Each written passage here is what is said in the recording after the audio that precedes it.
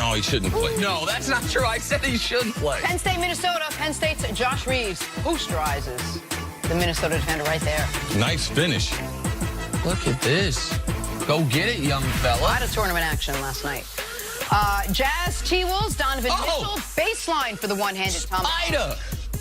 Look at Donovan Mitchell. More importantly, I like Donovan Mitchell, his support of Russell Westbrook, the things he's going to do in the Utah community with the fans there. He's an African-American living in that community. Man, he made some grown man statements. Very impressive with him on the court and off the court. Co-signed that 100%. Another game, another loss for the Lakers last night, falling to the Raptors. That's 6 losses in 7 games for them. That's 6 headings in 7 nights for them. A tough night, a tough season for LA, but apparently we didn't realize how bad the situation had gotten. According to reports, Jeanie Buss was so frustrated with LeBron's representation and the way they handled the failed Anthony Davis deal, she actually considered trading LeBron. So you see any chance the Lakers regret signing LeBron James at this point?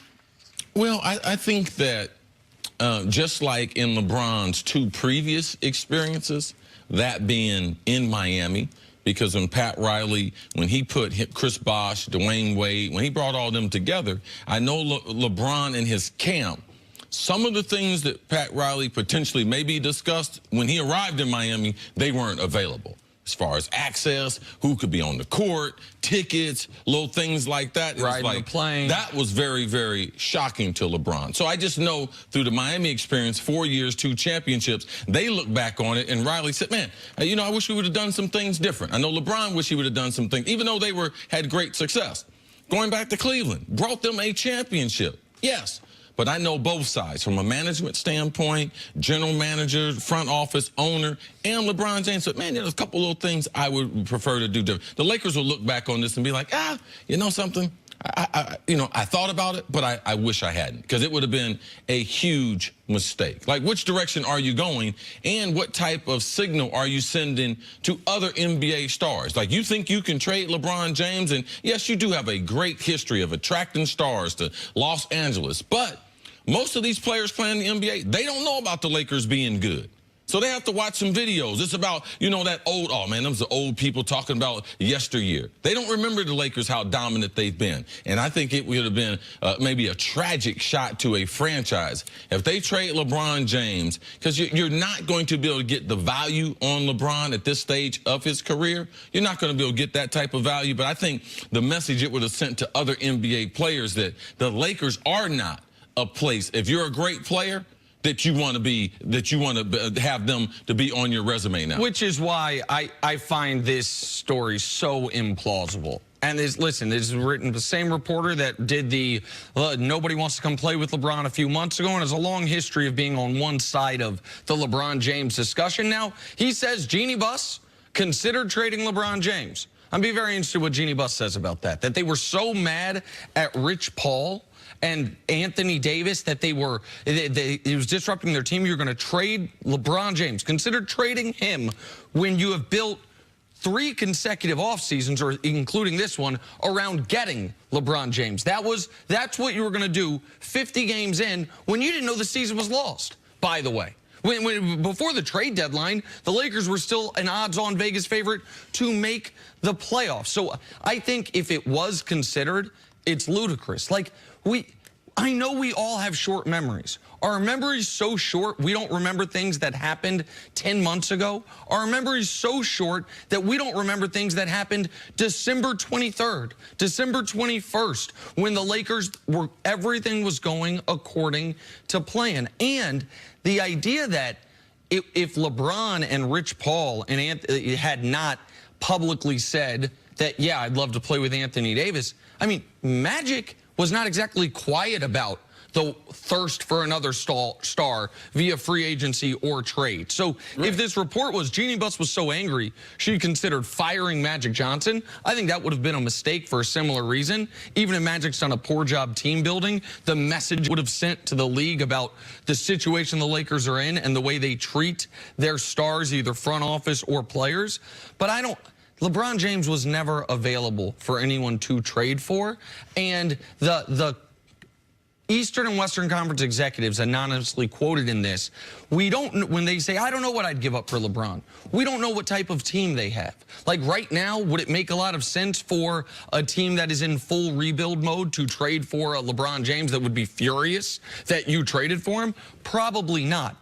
I know the best teams in basketball would love to have LeBron James on their team, and the Lakers should not overreact, and I don't think they actually did, to what was a perfect storm of awful events of the Anthony Davis trade not going through, LeBron's injury, and then a bunch of other injuries to go along with it. It just seems like everything has become such a mess, but I wonder why, if this report is true, she would say something like that when you've already, made your young core unhappy. Now to make your superstar unhappy with the potential of not being there, it just seems like the whole situation has gone downhill. More now on the potential trade for Anthony Davis.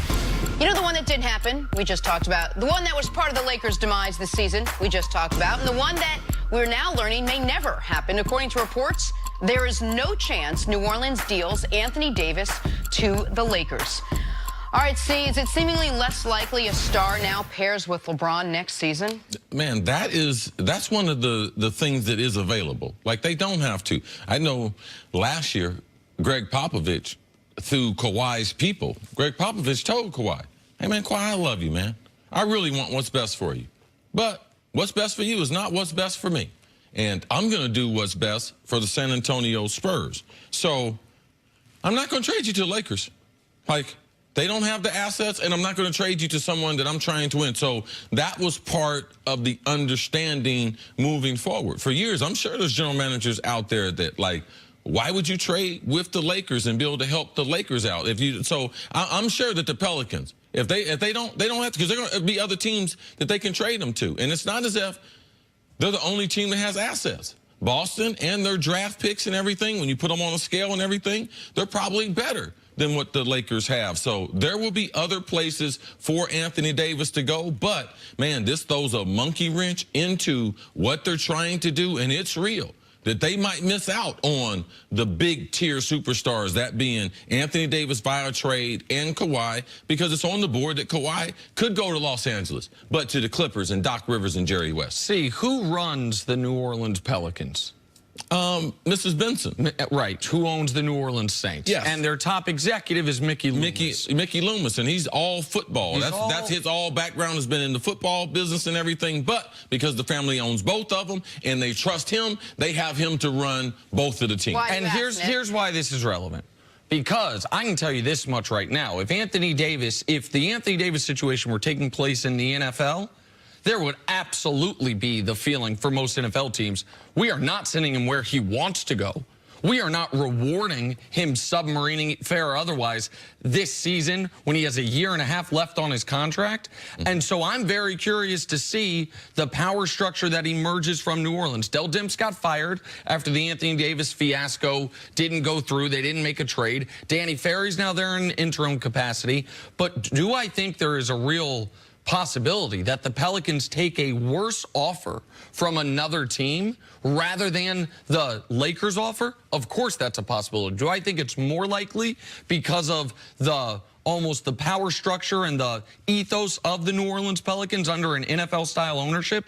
Absolutely. Now, I think it is foolish to say anything is off the board when we haven't seen how those lottery balls are going to drop. As far as the Zion lottery and the NBA draft lottery as a whole. Like, we don't know what the ping pong balls are going to say. We don't know.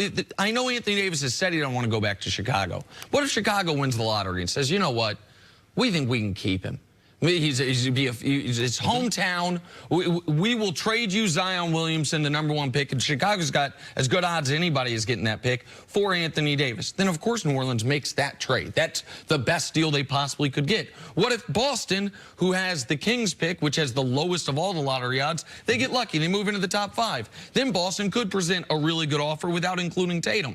The flip side is, if the Lakers get lucky in the lottery, or if the Bulls don't, and the Celtics lose Kyrie, like, we don't know what offers are actually going to be out there, because whatever offers there were at the deadline, they're different now because you're getting half the time with Anthony Davis. You're not getting 2 playoff runs with him under his current contract. You're only getting 1. So for a team that would think he's on a rental, not the Lakers, but other teams, we don't know what they would be willing to offer. So I do think it's totally on the board. The Pelicans just say, Lakers, you want Anthony Davis, you better sign him in free agency in a year. Just hypothetically speaking.